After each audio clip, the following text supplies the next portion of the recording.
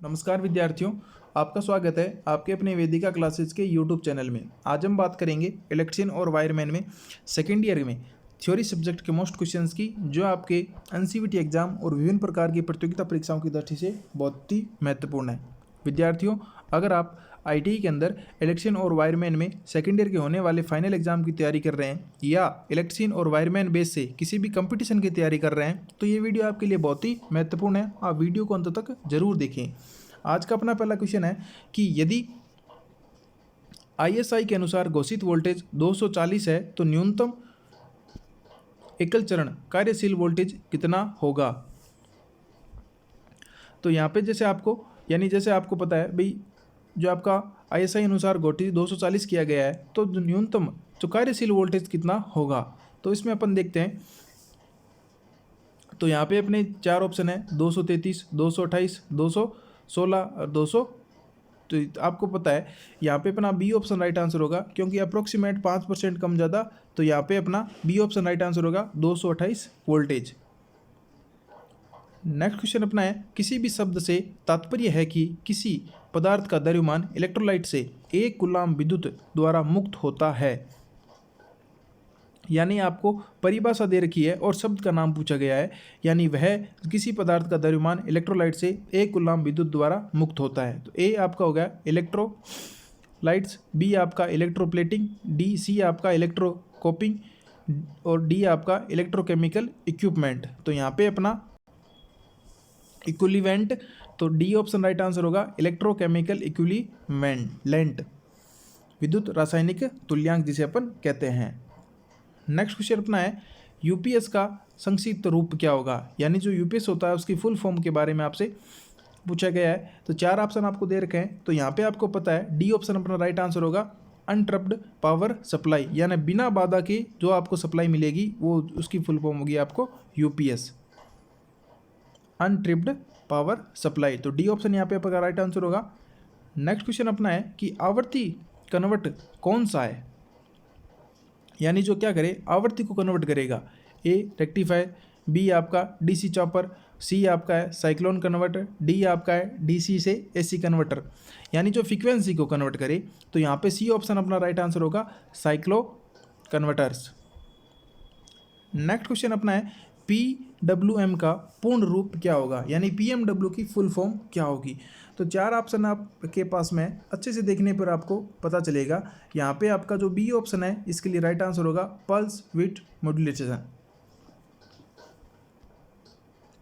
Next question अपना है, offline UPS पर ऑनलाइन यूपीएस का क्या फ़ायदा होगा। ए निरंतर बिजली आपूर्ति करता है, बी यह निरंतर आउटपुट फ्रीक्वेंसी देता है, सी एकल चरण या 3 फेज चरण पर काम करता है, डी आपका परिवर्तन और संक्रमण की समस्या से मुक्त है। तो यहाँ पे आपको पता है यानी ऑफलाइन और ऑनलाइन के बीच कंपैरिजन है, तो डी ऑप्शन यहाँ पे राइट आंसर होगा परिवर्तन व संक्रमण की समस्या से मुक्त होता है। नेक्स्ट क्वेश्चन अपना है कि निरंतर आउटपुट वोल्टेज को उत्पादन करने के लिए एक स्वचालित वोल्टेज स्टेबलाइजर में किस इलेक्ट्रॉनिक सर्किट का प्रयोग किया जाएगा। A rectifier circuit, B amplifier circuit, C oscillator circuit और डी आपका फीडबैक सर्किट। तो यहाँ पे अपना डी ऑप्शन राइट आंसर होगा फीडबैक सर्किट। नेक्स्ट क्वेश्चन अपना है कि स्वचालित वोल्टेज स्टेबलाइजर के लिए किस फीडबैक नेटवर्क का प्रयोग किया जाता है।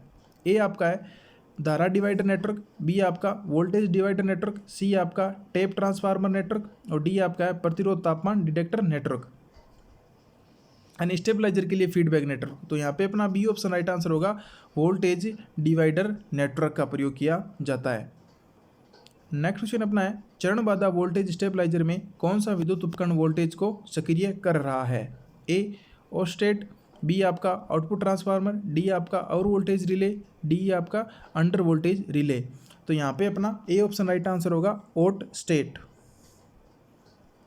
नेक्स्ट क्वेश्चन अपना है कि एक डिस्चार्ज सेल के आंतरिक प्रतिरोध का क्या प्रभाव होता है। ए उसका प्रतिरोध अधिक होगा, बी कम होगा, सी शून्य हो जाएगा, डी समान रहेगा।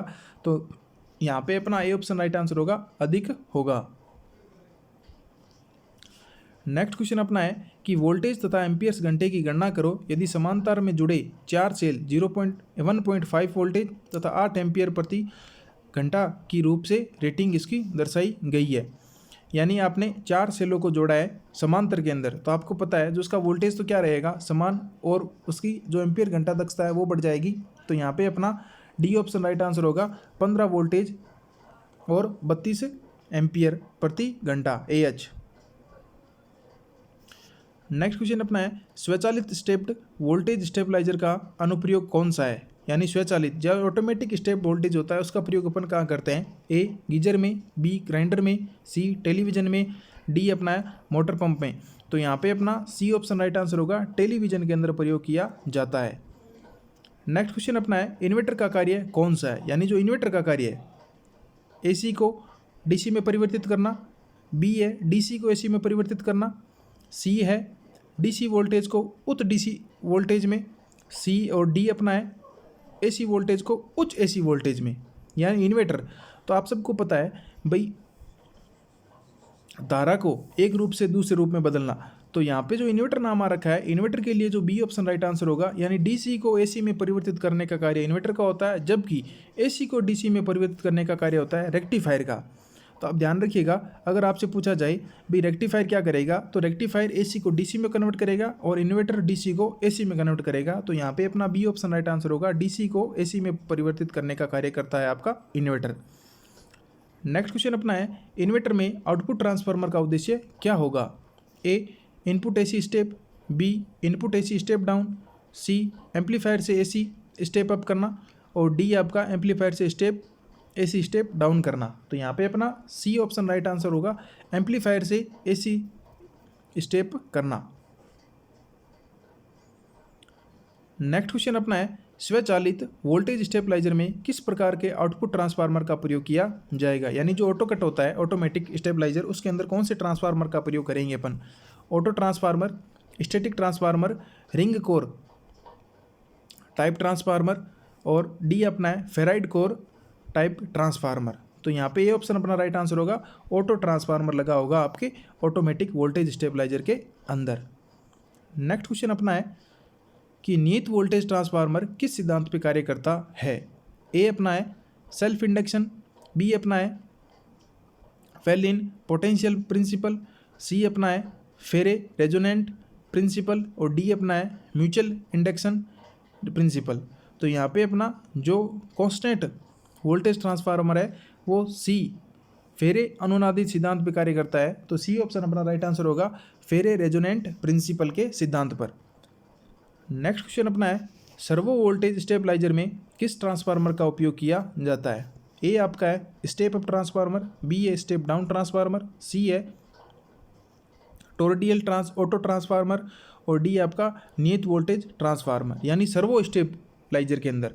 तो यहाँ पे C ऑप्शन अपना राइट आंसर होगा, टोरडियल ऑटो ट्रांसफार्मर का प्रयोग किया जाता है। नेक्स्ट क्वेश्चन अपना है AC वोल्टेज स्टेबलाइजर का प्रकार क्या है। यानी आप आगे आपको एक सर्किट डायग्राम दे रखा है और पूछा है ये जो स्टेबलाइजर है इसका क्या नाम होगा। A आपका है सर्वो स्टेबलाइजर, B है स्वचालित वोल्टेज स्टेबलाइजर, D आपका है manual step voltage stabiliser, D आपका है नियत वोल्टेज ट्रांसफार्मर स्थिर। तो आप देख रहे हैं यानी स्विच के द्वारा अपन इसमें अलग अलग टैपिंग की गई है और इसे हाथ से कंट्रोल करेंगे। तो यहाँ पे C ऑप्शन अपना राइट आंसर होगा, volt manual stepped voltage stabiliser. तो C ऑप्शन यहाँ पे अपना राइट आंसर होगा। नेक्स्ट क्वेश्चन अपन देखें, जैसे वोल्टेज स्टेबलाइजर में इलेक्ट्रॉनिक सर्किट में शॉर्ट सर्किट दोष की जांच करने के लिए किस उपकरण का प्रयोग किया जाता है। A एमीटर, वोल्टमीटर, ओमीटर या मल्टीमीटर।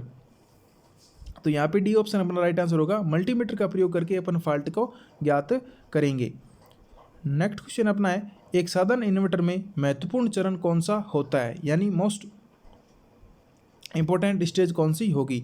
A दोलन व दिष्टकारी चरण, B दोलन व एम्पलीफायर चरण, C एम्पलीफायर व ट्रांसमिशन चरण और D आपका है दोलन एम्पलीफायर व ट्रांसफार्मर के उत्पादन चरण। तो यहाँ पे आपका D ऑप्शन राइट आंसर होगा, एक इन्वर्टर का इंपॉर्टेंट स्टेज होगा जो दोलक व एम्पलीफायर व ट्रांसफार्मर उत्पादन चरण होगा। ये थे आज के अपने कुछ महत्वपूर्ण क्वेश्चंस जो आपके IIT NCVT एग्जाम और विभिन्न प्रकार की प्रतियोगिता परीक्षाओं की दृष्टि से बहुत ही महत्वपूर्ण है। अगर आपको वीडियो अच्छा लगे तो लाइक शेयर जरूर करें। आप चैनल पर नए हैं तो चैनल को सब्सक्राइब करना ना भूलें। धन्यवाद।